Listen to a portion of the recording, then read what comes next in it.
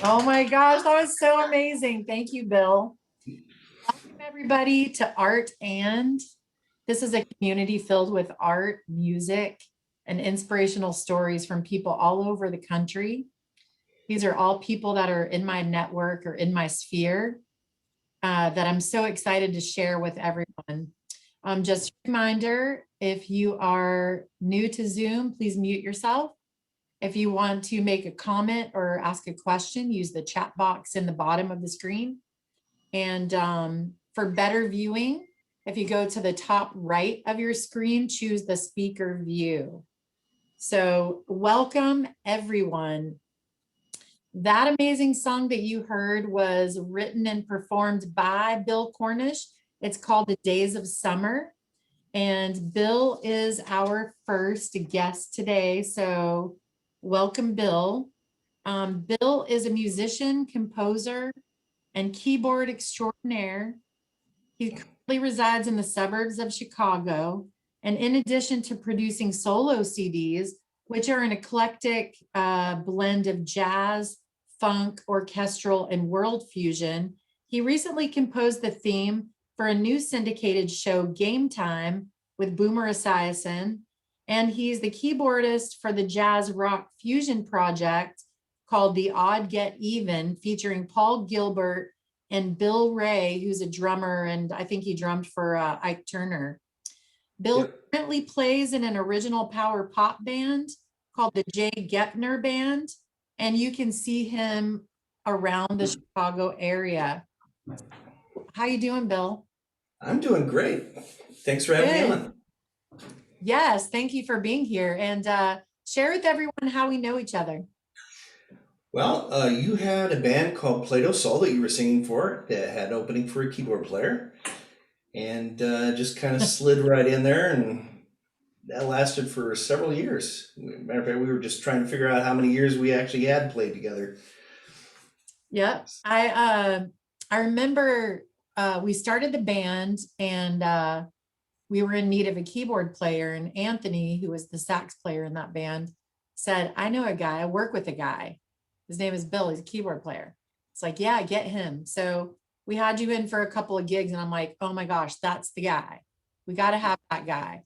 And for about 7 or 8 years, you would never commit to us. No, I was a temp for 7 or 8 years. Yeah. You were such a commitment phobe. You're like, nope, I'm gonna say that I'm going to be in this band, but for 7 or 8 years, you showed up every time. So thanks for that. Promise me right now while I'm recording that we will perform again someday. Oh, I'd love to. Absolutely. Good. I also remember when you played with us, you had these funny t-shirts, and I still remember the grumpy one. And it was always kind of ironic because you would come in for a long night of playing and you would have this shirt on that said grumpy. So you still have your t-shirt collection? Oh yeah, definitely. Some of them don't fit as well as they used to, but I I still got the understand. grumpy one though. That's still appropriate. Yeah, yeah, yeah. I For me, got that's more appropriate in the mornings. But it. Very cool. I appreciate you being here today, especially today, because it's your beautiful wife Tracy's birthday. So happy birthday, Tracy. And Bill, you gonna hang out with us for the rest of the hour, play more music for us? I definitely will. Awesome. Thank you. Um, for everyone, you know that COVID has hit artists very hard in the last year and a half. And even though things are slowly coming back to life, it's going to be a while before the live music scene gets to be what we consider normal. So if you appreciate Bill's music today and you feel generous, you can go to Bill's Venmo and leave him a tip. And in the chat box, I've put all of the Kathleen's and Bill's accounts so you can look them up and see what's going on. So thanks for that. So now I'd like to introduce to you Kathleen Leroy. And Kathleen began her journey as an abstract artist in 2014 after a 25-year career in the business world. With a long history of doodling, she decided to see what would happen if she picked up a paintbrush and got serious about color. Her life transformed and she found her passion. Kathleen uses her art to express serenity, kindness, and power to her audiences and how it connects more deeply to herself. She's a member of the North Boulder Arts District or the Nobo Arts District. She's also going to show her work in the art gallery in Boulder this summer. And she wanted me to put it out there that her ambition is to become a full-time artist. So welcome, Kathleen. Thank you, Karen. It's great to be here. Yeah, I really appreciate you being here. How do we know each other, Kathleen? What's that? How do we know each other? We met in high school that I remember, but apparently we went to middle school together too. So we've known each other for a very long time, but we didn't speak after high school until about 6 months ago. Yeah, not because we weren't talking to each other, just because we Yeah. lost touch. So I don't want to give the wrong impression like there was some big feud or something. So yeah, we actually met in middle school. And then in 9th grade, Kathleen and I were cheerleaders together. And I decided to save the photos.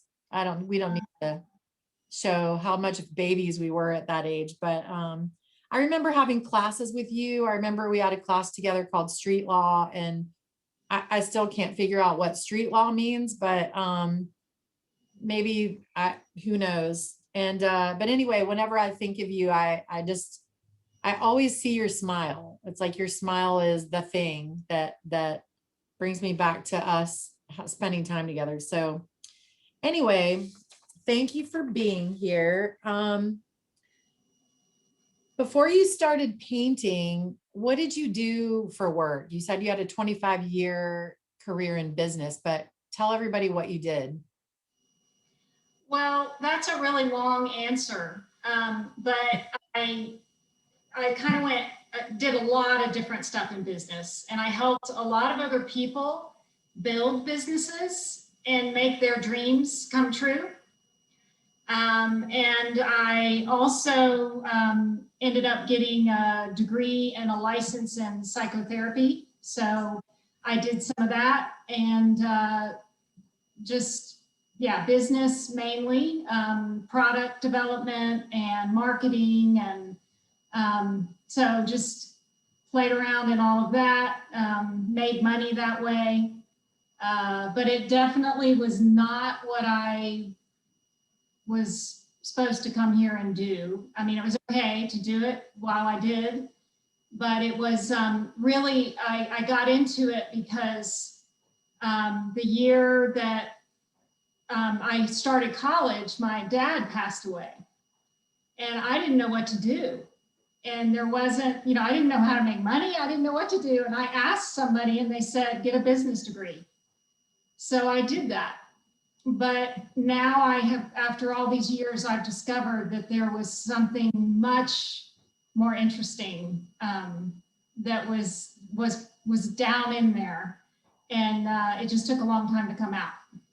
Yeah, I relate to that a lot. What drove you to psychotherapy? Was there anything specific or just like, what was that? Well, I felt pretty crazy most of the time. And I wanted to understand that better. So I went and I got a degree and I learned a lot about psychotherapy and about what really is going on for most of us and at least for me. And that was really helpful. And also I've always been psychologically minded, all the way back to a young age. And so it was fascinating. But my primary motive was to understand what was going on, because I didn't understand what was going on in my own head or what this world was all about and what people were all about and relationships. So that's why I got into it. So have you figured all that out now? Well, no, I found out that there's a lot I don't know. Yeah. But I have it really did help me to heal in a lot of ways. And I'm very honored and have always been very honored to help others heal. It's a profound journey to take with someone. Yeah, and speaking of that, you've worked for several nonprofits and you even helped build the Jacksonville Women's Center. Um, what what drove you to get involved with that particular nonprofit? But even more so, like what kinds of nonprofits are you drawn to?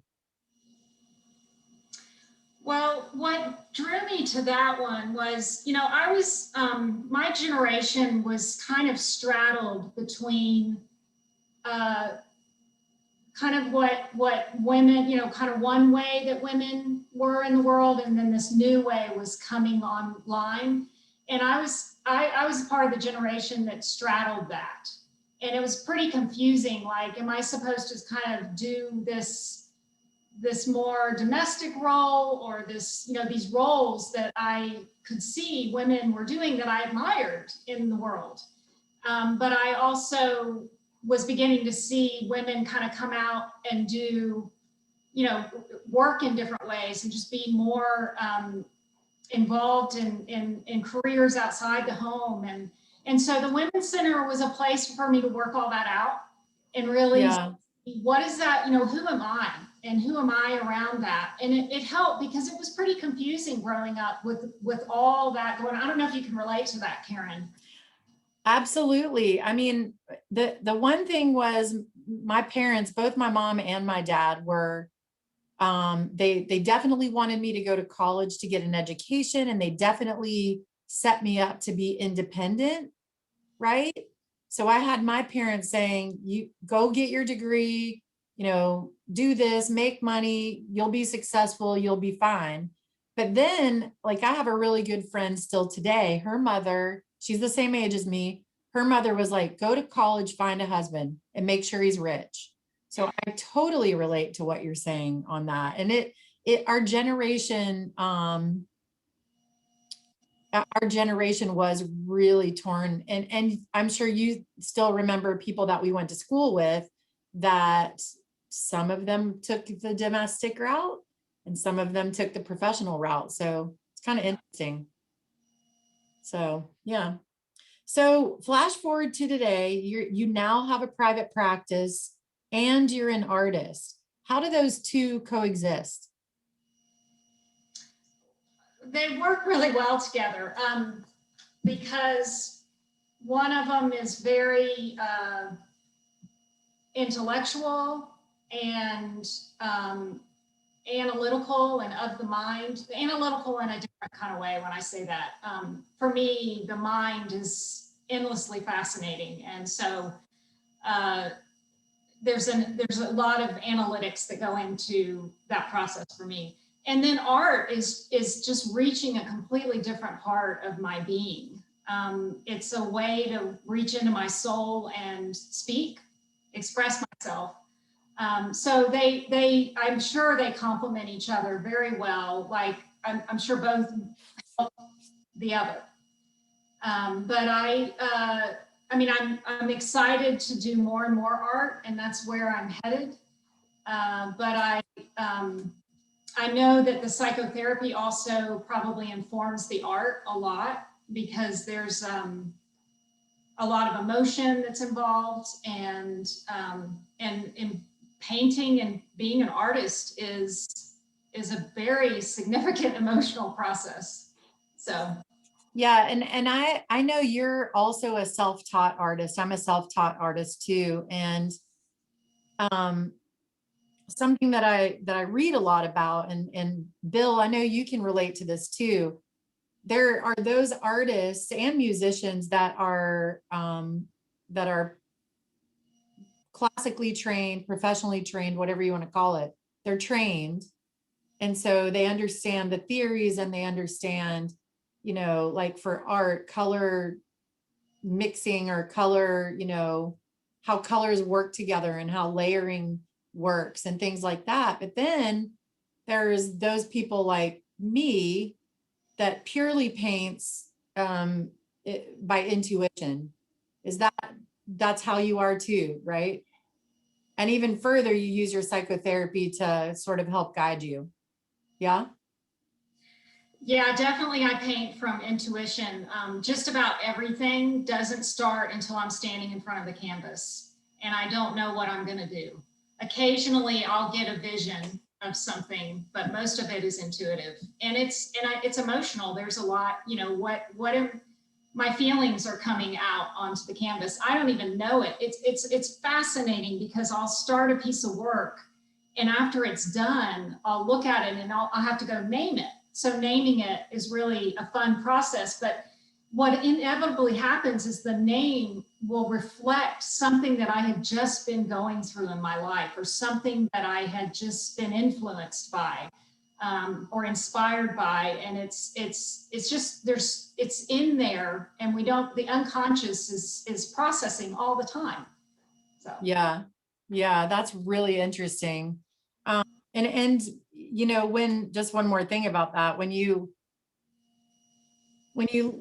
like, I took an art history class in college. I don't know if you did, but what always kind of made me crazy is you would look at these paintings and the professor would go, when so-and-so painted this, he was thinking this and thinking that. And I'm thinking, I don't know how they can really say that unless it was written down somewhere, because when I paint, it's purely like what you're saying. It's all intuitive. I have no idea what I'm going to do until the paint gets down on the page.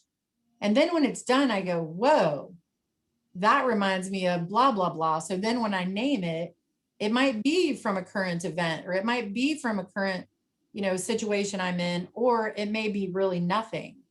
Right. So I don't know how, I mean, that's probably a whole other interview with somebody else, but it's just really interesting. So yeah, thanks for your feedback on that. I'm going to switch gears just a second. Bill, I'm going to go back to you. Now, today is Tracy's birthday, and we were talking about what we were going to do the other day, and Tracy overheard us. So we surprised her.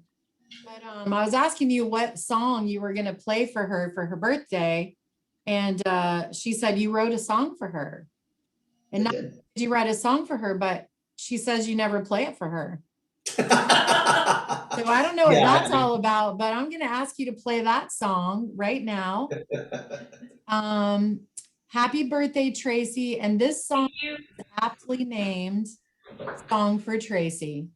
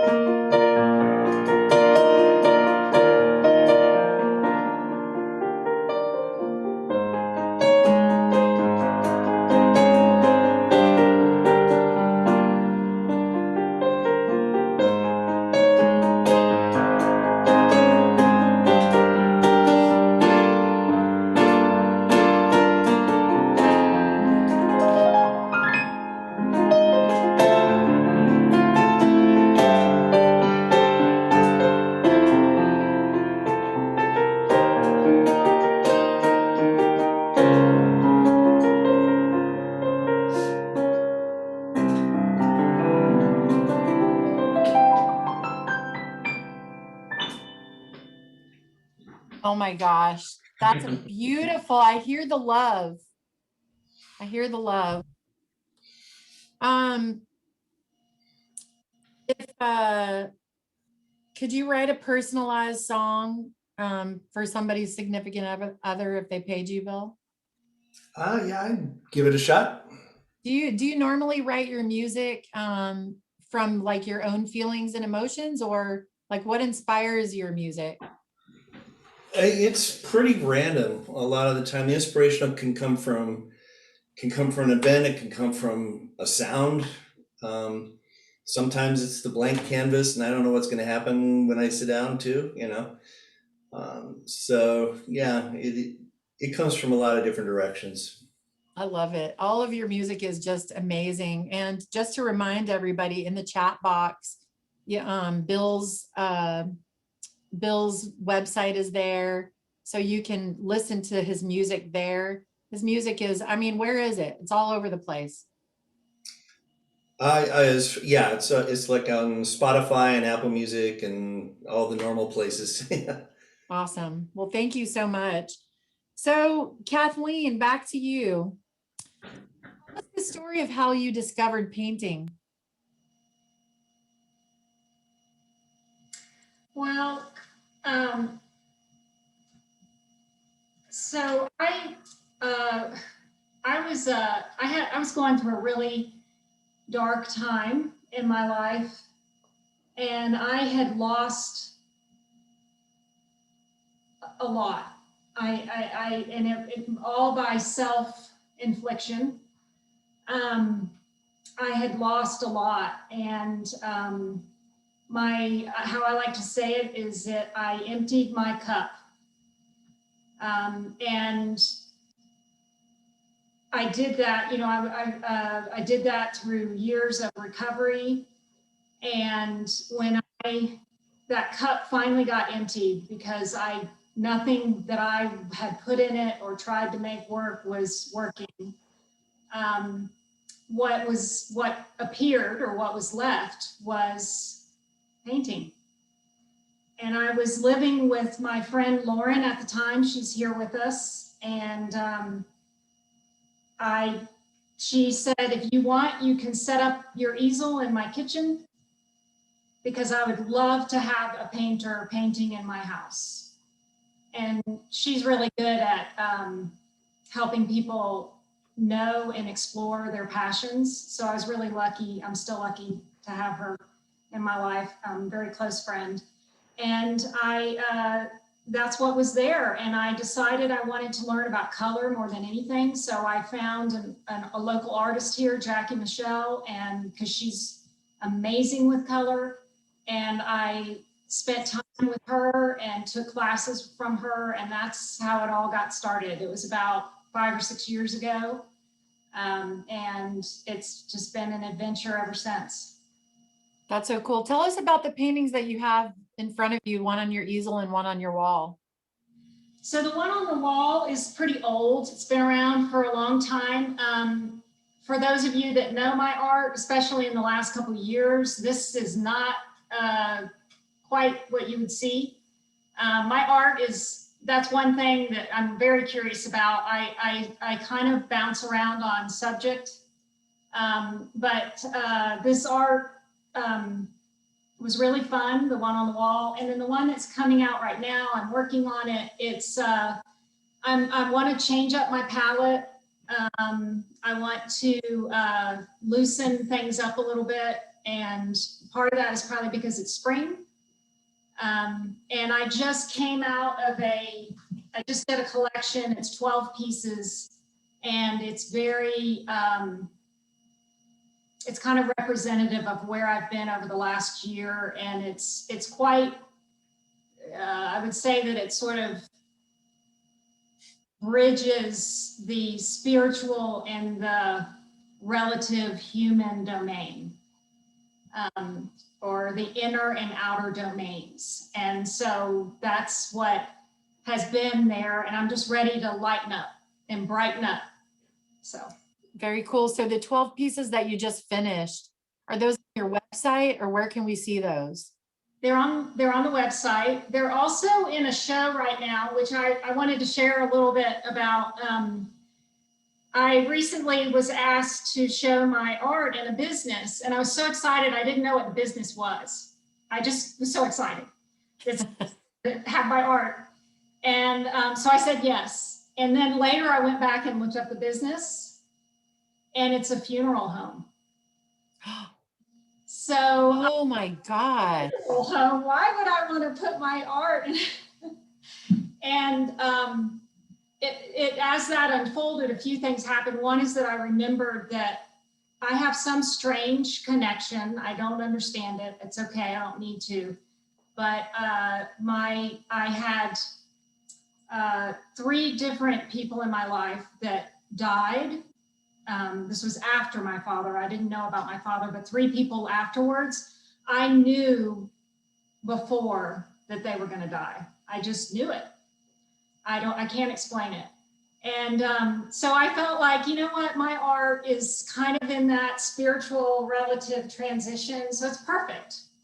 And then recently, I also, we had the shooting here in Boulder.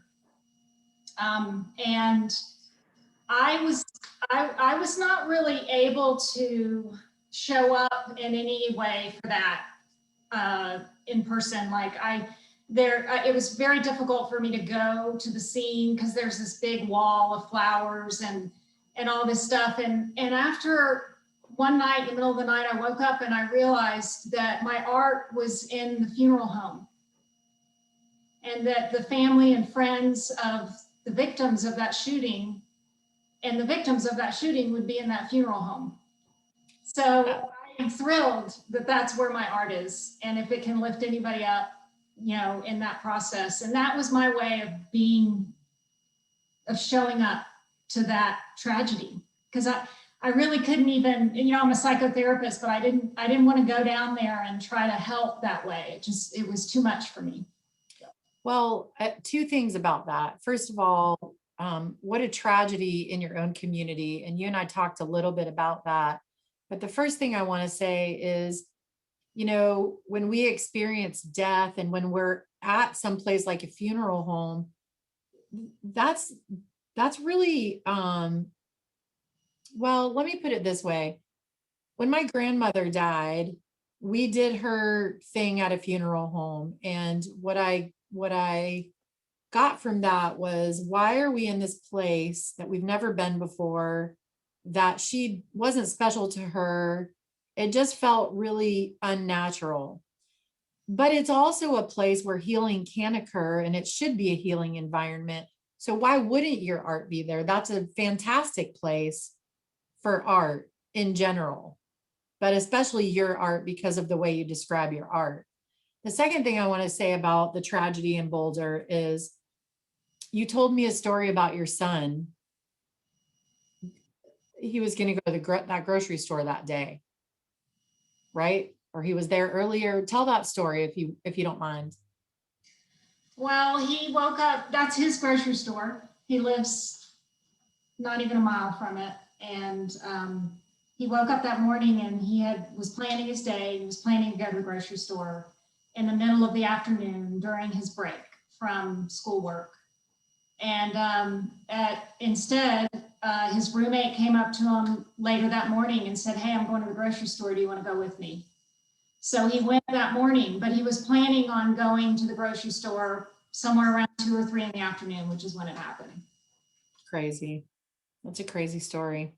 Well, listen, I'm happy for you that your art's in that business. That's very cool. That's one of the things I want to do with my art too, is put it in commercial spaces. So kudos to you for that, because that's unique. So who inspires you as far as art goes? Well, so of course the masters, and I would say my top 3 would be Van Gogh, Monet, and Degas, you know, but the masters definitely. And then there's a couple of more, you know, like what I consider masters, but they're living. And Brian Rutenberg, he's in New York City, amazing artist. been painting all his life, and he grew up in the South like me. So, Mhm. and it's all of his art is inspired from the South. Amazing stuff. The other person is artist is Peter Barrega, and he's in Los Angeles. And they both are landscape artists, but abstract landscape artists. And that's what a lot of the collection that I just did is a lot of, I would say, abstract landscape, not all of it, but, and so those two, and then I did this thing today. My friend's birthday is today. Her name is Lori. She's with us too. And we went to see Veronique Passion at the Denver Art Museum. And I was so inspired by her. I thought, she inspires me because she was this beautiful woman that basically collected, she wore fashion. And it wasn't like she didn't create it, but she wore the fashion of all of these designers, and she was walking art. I mean, it was amazing to see her, what she did. And it's just like an artist, just she's walking around with her beauty. It's like looking at art. And I'll say that my daughter, Sydney, who's with us, absolutely inspires me. She is a ballerina, a dancer, and she dances in Salt Lake City and is training at Valley West. She's almost 19. And she totally inspires me. And we have that in common, which is really beautiful for us. But she also is, you gotta have somebody in your life, artist, whether you're an artist or not, that will tell you like it is. Yeah. Sydney, I tell you, she will not hold back for a second. She says exactly. And I need that kind of critique. I need somebody that's going to just be brutally honest with what's happening in the art. And so I'm always checking in with her halfway through a painting, 3/4 of a way through a painting. And I consider her, a really important part of that process. And then my son Malcolm inspires me too. And he is, he's wonderful because he's this really easygoing, happy guy. And Yeah. every time he looks at my art, he just loves it. So that's really helpful too. And I guess I just want to say one other thing. My friend Lauren is an amazing cook, and she inspires me. Like if she puts a plate of food in front of me, it's beautiful and it tastes great. I mean, it's definitely art. And so that's really helpful. And as some of you may have read my last newsletter, John Nickel is somebody that has absolutely inspired me the whole time, the last 6 years. Super creative person. So that's I would say, all artists do. Karen, you inspire me. Because I look at your art and I can tell you just showed up for it. And it's unique and it's creative. And so you do too. But any artist, like when I look at artists, any musician, I'm fascinated with musicians and how well they can create and where it comes from. So lots of inspiration, and nature too. Nature is a huge inspiration. All of that to me is inspirational because I'm like, dang, I thought I was inspired, but you're inspiring me to get even more inspired by just checking out all these people. So thanks for that. Inspiration is really is all around us. It's just, are your eyes open or are they not open? Are you open to that or are you not open? So it's one of the reasons that I wanted to do this particular kind of event, because just when I talk to you, I feel inspired. And so I figured if I could get you to talk to people in my life, they might be inspired by you too. So all of that is good. I want to go back to something you said, somebody that inspires you, and he's from the Deep South. And I read on your website that you're inspired by your Southern roots. And I like what you said on your website, but I was hoping that you would tell everyone kind of what inspires you about the Deep South, because it's really cute. Well, this last collection, I would say, you know, it's my childhood. It's the beach and the mud and the bugs and the humidity and the wet and the dripping wet and the grasslands and it's all that gritty stuff that is in your bones and it's in your soul. And the music in the South is another thing that inspires me. I a lot of times I'll have a playlist going when I'm painting, and I like Southern bluesy rock stuff. Speaking of New Orleans, Kevin is with us. He's got a New Orleans background there. I mean, that kind of stuff is really inspiring, and it grounds me in the painting.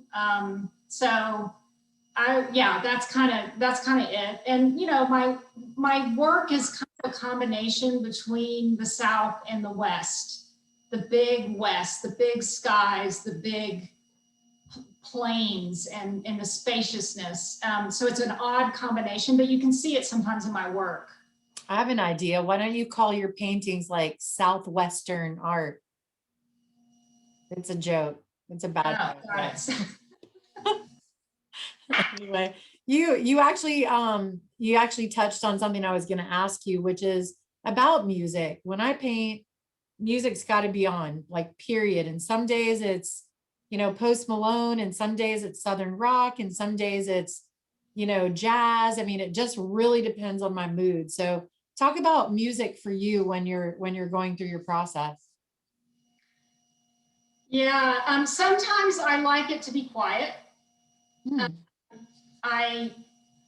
There's a very intimate process that happens with the painting when it's quiet for me. I'm not thinking of anything else at all, which is the beauty of it. Like, that's one of the reasons I started painting too, is because it's a zone that there's no ruminating going on in the head. You know, I'm just painting, and I'm so present.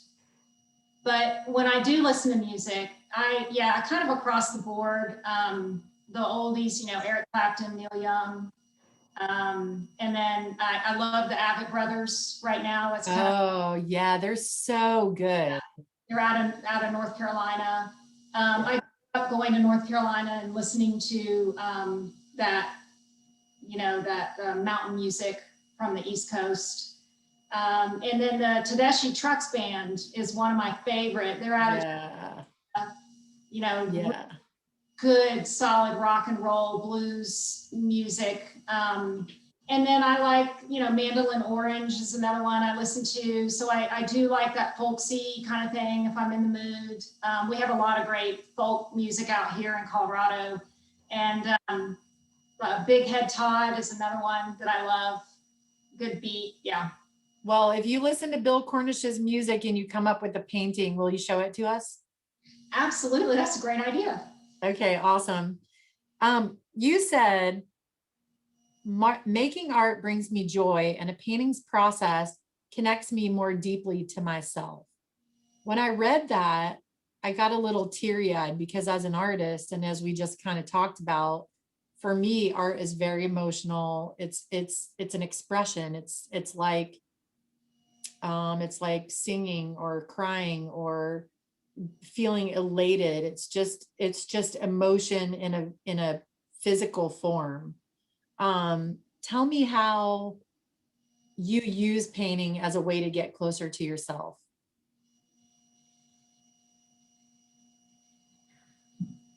Well, probably it touches into what I said a minute ago. So I'm so present when I'm painting. So I'm with myself. This life for me is, I can just really get taken away from myself easily. And that's really painful when that happens. And so art brings me closer to home. And I need that. I need to be grounded in myself. And so if I'm not painting, I start getting crazier. So And that's because I need to come back home, and painting is an activity I can do to do that. I do a lot of meditation and a lot of yoga, and that's another way for me to really know myself better, to be in that interior domain. But painting is an action I can take.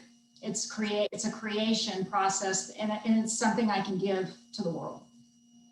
Yeah. So, something you said, I mean, I'm the same age as you, and I just learned this for myself, which is I have to do things that keep me close to myself, because it's very easy to get distracted with, I mean, anything, right? And I believe, and I'd love for you to weigh in on this as a psychotherapist, but I believe that the reason people uh, get, I don't know, caught up in things is because they don't want to sit with themselves, or they don't want to, they just, whatever their experience is, maybe they don't want to look at it. So as a psychotherapist, A, do you agree with that? But B, what do you tell your patients about kind of getting closer to yourself, or grounding yourself, or, being able to, I mean, I know that's probably 20 sessions worth of discussion, but what's a tip that you can give to people if they want to feel closer to who they are, who they're supposed to be? Well, so listening, finding your passion and listening to it. And that's such a broad, like everybody says that all the time. But it's like, well, I'll tell you for me, and it's a great activity you can do for yourself. I decided that I wanted to know that inner child in me. So when I paint, that inner child is in charge. Like no one gets to come in from my committee in here and say, I don't want you to do that color, or I don't like that. It comes from this inspiration. And so that's one way, and I do that a lot with clients, is to recognize that we all have this young part of us that was exactly who we were intended to be when we came in this lifetime. But we got, we grew up and lots of things happened, and we got lots of programming, not just from our childhood or our families, but also just from culture. And so if you really, that's my tip. If you really want to discover more about who you are, there's someone in there that knows exactly who you are. And if the more that I let that voice have airtime, and I do that a lot through painting. But you don't have to do it through painting. It can be, what do you want to do for fun today by yourself? Take yourself out on a date. And it's whatever you want. True or false? Everything you need to know is already inside of you. True. Okay. You've reinvented yourself a few times in your life, it sounds like. How have you succeeded at this? And what advice would you give to someone who is maybe dissatisfied with their job or their life or some aspect that they want to improve? Well, yes, I have reinvented myself many times. I think that's just something that is a gift that I was given. So, but I would say, if you're not satisfied, that absolutely allow yourself to learn and to find what it is. And I had to do it in a way where I had to lose a lot to do it. And sometimes that's what it takes, because we build when we're not really paying attention to our true self, we can build an entire life. And we wake up one day, this is what happened to me. I woke up one day and I was like, how the hell did I get here? I don't know how I got here. And so being able to recognize that and take some, it does take risk, and so you have to be kind of risk tolerant. And that's not always easy, but I definitely celebrate anybody. And we're all creative. We're all artists in some way or another. There's just no way that the divine, we couldn't have a spark inside of us that is creative, and that we all have it. We just have to find it. And also I would say, be around people that inspire you. A lot of times we end up being intimidated or jealous of people that are doing something creative or fun or big or something that we admire, and emulate them, emulate what they're doing, and surround yourself with people that are creative. My next door neighbor is a musician, and I'm so lucky. I hear his music and it inspires me to do something. So Yeah. That's really good, good information. And all of you on the call, we didn't even have to pay for this. So heed that warning. I'm kidding. Thank you for that. I want to share my screen for 1 second because Kathleen has been very generous, and excuse me while I get all this stuff out of the way, but she is going to give away this beautiful print of her painting called Bloomin' Beats. And you spelled beats like heartbeat, but is that a play on words? yes.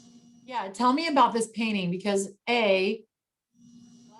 I love the colors. I was trying to blow it up a little bit. It has so much depth. So tell us about this particular painting. I love this painting. This is one of my first paintings. And by the way, I fall in love with all my paintings. And I don't mean that in an arrogant way. It's just, it's such an intimate process. They just become these characters that I live with over time. And I hang them on my walls while I'm painting so that I can check them out. But anyway, this one is, it's one of my first paintings, and it was just really fun. Jackie Michelle, I was under her supervision, like I was in her classes, and it's popular because it's got some something that some subject that people like, and it works well in kitchens. My sister bought a print of this. Thank you, Joanne. And has it in her home. So yeah, it's fun, and it's older, and I just thought somebody might enjoy that. It's beautiful. So yeah, so if you're on right now and you would like to be considered as a winner for this print, just put your name in the chat box, and then Kathleen will select one after this, and she'll mail it to you. So thank you so much for that. That is very generous. Okay, hold on. Got to move things out of the way. There we go. Are there any paintings that you said you were deeply connected to most of your paintings, but do you have a painting that you really don't know if you want to let go of? And not only won't let go of, but what amount of money would it take for you to let go out of it? And it could be $1 million or whatever, but. Well, I mean, I have to say, I've already let go of it, and I miss it. My friend Lori Sandler has it. She's with us. It's called Water Still, and it's huge. It's a huge painting, and I love it, and I miss it. But I'm so happy that she has it. Her and her son David. Lori, if you want to come on the screen, come on the screen. And other than that, I would say there's one right now. It's in the show, and I don't. I'm not really. I don't have a number. I mean, I have prices that I put on my paintings, but you know, I just want them to have the right home. So, you know, my mom bought one. She's with us too. Her and her husband bought one this past year, and I'm so happy that they have it. It's the Yeah. perfect thing for them. So that's what I would say is, as long as it's the right owner, you know, and I can get paid what I feel like I spent the time on, then that makes me happy. So we're almost at the end of the time, but I just wanted to ask, other than the art gallery, what's next for you as far as shows or anything like that? Well, I'm a couple of shows are coming up. I do a lot with Novo Art District. There's a figurative show coming up. It looks like I'm going to be in that one. The R Gallery, and that's the capital R. I was in there last year, and now I'm going to be in there in September. And I really want to do the festival circuit. That's kind of like my next goal, is to put together, you know, a handful of shows in Colorado or the Southwest and do that. I started planning it, and of course, when I went to look at everything, it's either not happening because of COVID, or there are shows that they already have artists that they booked last year that didn't get to show. So it's going to probably be pretty challenging this year, but that's kind of, otherwise I'm going to just keep going for local galleries and businesses, and I'd like to expand out, and I'm trying to do that online. You know, I'm in trying to get in quite a few places online, but it's just such a strange time with the COVID. Yeah. Well, you want to plan to come to San Diego, or I'll come to Boulder and we'll paint together? Yes, let's do it. I want to Okay. come there because it's warm there. You can come to the villa and hang out, and we'll paint and do all that stuff. Well, Kathleen, it's been such a pleasure to not only have you on my event series Art and, but to reconnect with you. And I never want to not be connected to you.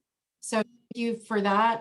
Everyone, please check out Kathleen's website. I'm going to share my screen again. And let me show you what it looks like. Here's some of her beautiful work. So thank you so much.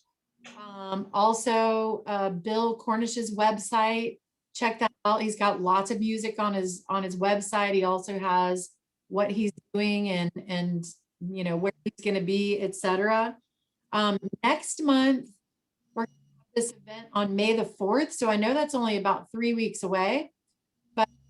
This is a friend of mine. She goes by She, but her name is Chelsea Barrett. We're going to have her as the artist. And for the musical guest, his name is Lee Coulter. He is a San Diego musician by way of Brisbane, Australia. It is amazing. It's healing music. It's positive music. And we're going to get to talk to him for a little bit. And I just want to say again, thank all of you for coming. This is a free event. I'm going to do one every month. So if you have any friends that you want to invite, either get on Bill's or Kathleen's or my email list and we'll get you invited. And with that. Hey, Karen. Yes. Lori came on. She said she wanted to show Water Still. It's a little hard to see it with the lighting, but Lori Sandler's there and she's got Water Still. Her son, David. Hi, David. Thanks. Let me see here. Trying to get a good view of it. Can you see Lori in the bottom, everyone? Oh, there's your beautiful daughter. I see her. And happy birthday, Lori. Thank you. Happy birthday, Tracy. Yeah, you guys share you. birthdays, so that's really, really cool. Mhm. That's beautiful. Oh my goodness. Yeah, it's Thank you gorgeous. for that. Well, Bill, you want to take us out with your song Snow Dance? Certainly. All right. Thank you. I hope all of you come next month too. Thanks, everybody.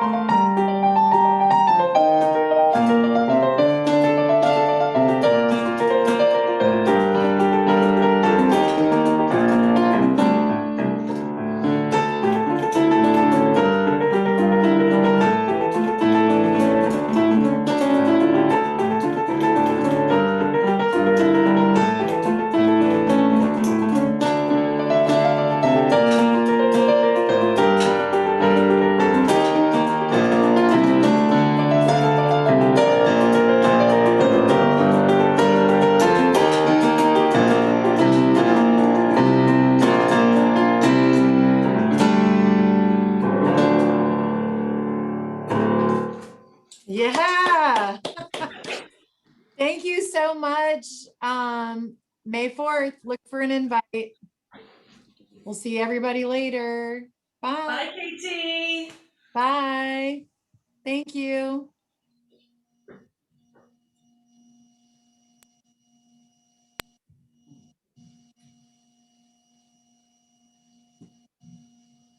Look at this one. She's like, oh my God, you've been sitting there so long. So long.